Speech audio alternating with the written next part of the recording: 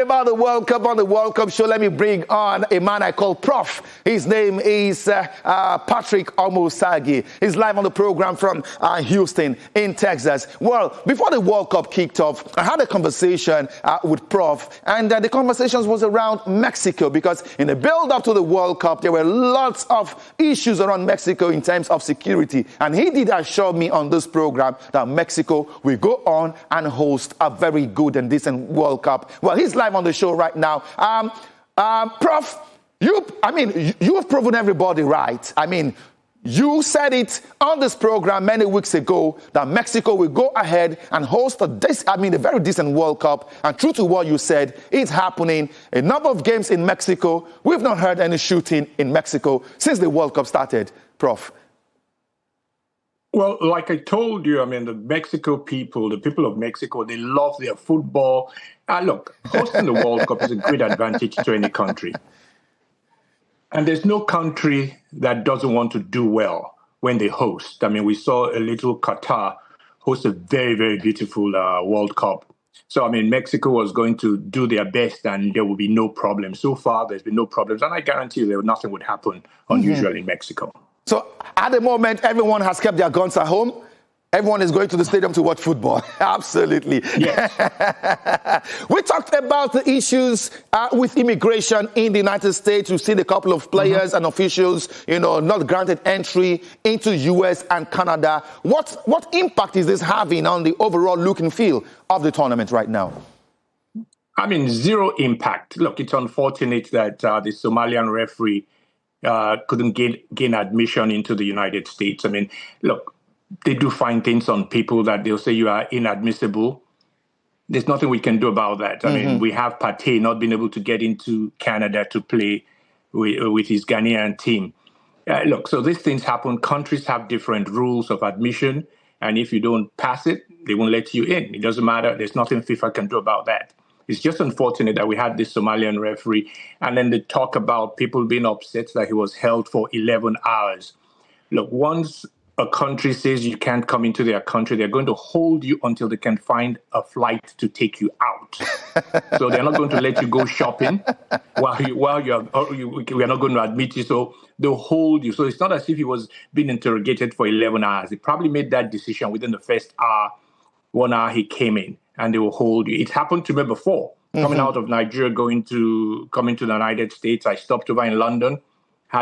This was years ago. And I was going to leave London in 3 days, Sunday to Wednesday. And the British government didn't want me to stay. They had to find me a flight. They couldn't find a flight for that day. They couldn't find a flight on Monday. And they finally found a flight for me on Tuesday. Now, they didn't hold me in a cell or anything. They allowed me to go out. But I had to come in and fly on on Tuesday instead of Wednesday. So that happens. I did nothing. They just felt, hey, you're going to America. Just be going to America. Don't stop over here. All right, Prof.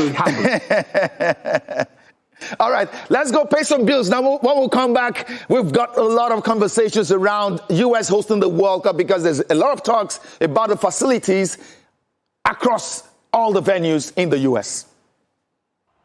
Dr. Patrick Omo-Osagie is still live on the program. It is the TVC World Cup show. Let me ask you this. A lot of conversations around the statics of the stadiums we've seen in the U.S. The air-conditioned stadium in Dallas, for instance, the air-conditioned stadium, I think the one in Miami or so, I can't remember now. But a lot of talks about how much U.S. have been able to raise the standards even beyond what we've seen across Europe and in Qatar 4 years ago, Doctor.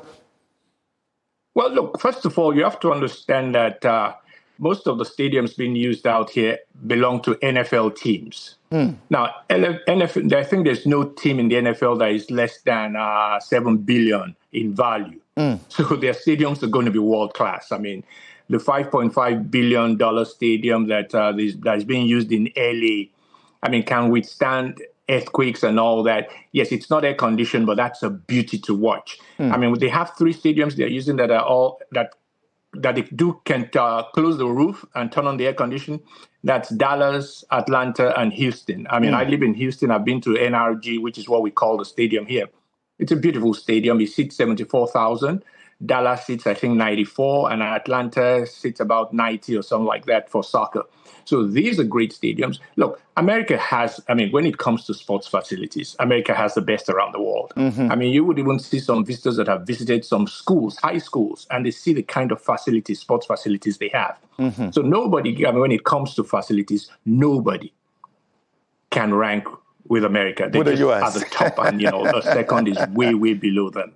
Okay, finally, before I let you go, Prof, let's talk about how the U.S. government promised FIFA that transportation will be free during the World Cup, like we saw in Qatar, and in some other instances, like in Brazil, for instance, transportation was subsidized. In Russia, I was in Brazil, transportation was subsidized, and in most cases, when you have your accreditation tag, or you have your fan ID, or you have the tickets, you can get into the train station, you can get on the train for free. But in the U.S., nothing is free. In the U.S., even fares that were $100 or that were $50 have gone about 10 times more than it used to be. What's going on? Well, here's the first thing. I mean, let's not ever compare the World Cup here to Qatar. Qatar was played in a town or in the size of Shagamu. People could walk from one stadium to another stadium. Now, in the US, most big cities don't really have public transportation like a train or other thing. Look, you got to have a car, a rental car, you know, to get around in most of the cities in America. That's just not the culture. I mean, maybe New York, yes, would have a train system, but I don't know how they want to do that and give a free ride to everybody. You know, these are businesses that try to make money in order to stay alive, man. So I don't think, I don't know whether, you say the U.S. promised. I mean, I don't think the federal government can promise FIFA that a state government or a city would provide free stuff for people. It's probably not going to happen. That just underlines, I mean, the capitalist nature of the United States. Thank you so much. Well, that's why they can build beautiful facilities. You know, they find the money to do that. All right, Patrick Omo-Osagie live on the program from Houston, Texas. Thank you so much for your time on the program. Thank you. You're always welcome.